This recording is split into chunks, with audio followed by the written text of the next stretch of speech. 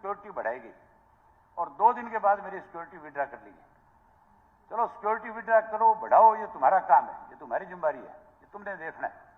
लेकिन उसके बावजूद मैं मोहम्मद मिनिस्टर साहब आपसे ये पूछना चाहता हूं कि मैंने जो दरखास्त लगाई थी, मेरे पीएलए जाकर के दी थी, अब तक उस पर आपने क्या कार्रवाई करी है? कोई आपके पास उस चीज का जवाब है? अब तक उसमें कहां तक तुम्हारी पुलिस पहुंची है? क्या क्या तुमने इस पर कार्रवाई करी है? मुझे आज तक कोई भी इंफॉर्मेशन आपकी तरफ से क्यों नहीं आई? कम से कम आपका डिपार्टमेंट है और एक मैं आपके इसका सदस्य हूं, और मैंने जब लिख करके दिया है तो फिर उसका जवाब आपकी तरफ से आना चाहिए कि नहीं आना चाहिए? क्या ये भी बारी बारी आपसे हमें पूछना पड़ेगा कि किस किस व्यक्ति को थ्रेट दी गई, बाकी जिन सदस्यों को थ्रेट दी गई थी उनके बारे में क्या क्या जानकारियां हैं आपने उपलब्ध कराई कि नहीं कराई? मैं मेरे बारे में पूछना चाहता हूं कि मुझे इस चीज की जानकारी दी जाए और आज ही हाउस में बताया जाए कि आपकी सरकार ने पिछले 8 महीने में मेरी दरखास्त देने के बाद क्या कार्रवाई करी है। उसके अलावा एक और बड़ी महत्वपूर्ण बात है जो बहुत जरूरी है इस हाउस में बताने की। यहाँ पे किस तरह से रोजाना नए नए माफिया खड़े किए जाते हैं। अब एक नया माफिया और खड़ा हो रहा है आपके यहाँ पे।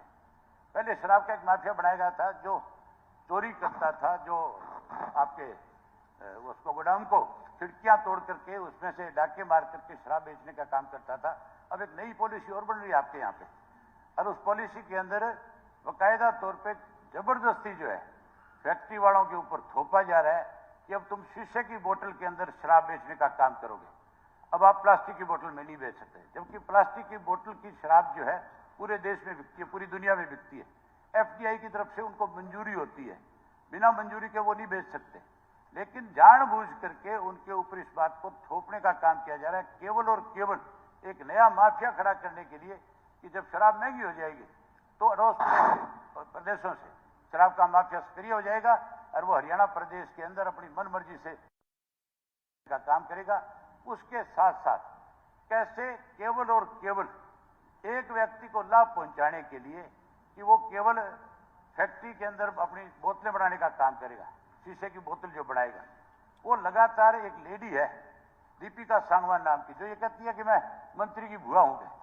अरे वह जाकर के कहती है कि भी आप मेरे साथ कांटेक्ट कर लो, जितनी भी बोतलें आपको चाहिए वो सारी की सारी मैं सप्लाई करूंगी। इसका मतलब आप किसी एक को फायदा पहुंचाने के लिए सरकार का बड़ा नुकसान कर रहे हो। उससे शराब की बोतल कांच की बनने से सरकार को कोई लाभ नहीं होने वाला, ना सरकार को लाभ और ना फैक्ट्री वाले को लाभ।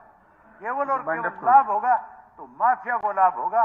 इसके लिए मुख्यमंत्री है नहीं, मुख्यमंत्री को इस बारे में जवाब देना चाहिए। क्या आपने माफिया खड़े करने का ठेका ले रखा है? क्या आपने इस तरह के सेल बना लिए? ये सारी बातें मैं मुख्यमंत्री से जानना चाहता था, लेकिन मुख्यमंत्री है नोट हो रही है तो मैं होम मिनिस्टर से फिर जानना चाहता हूँ। ये जाकर खड़े होकर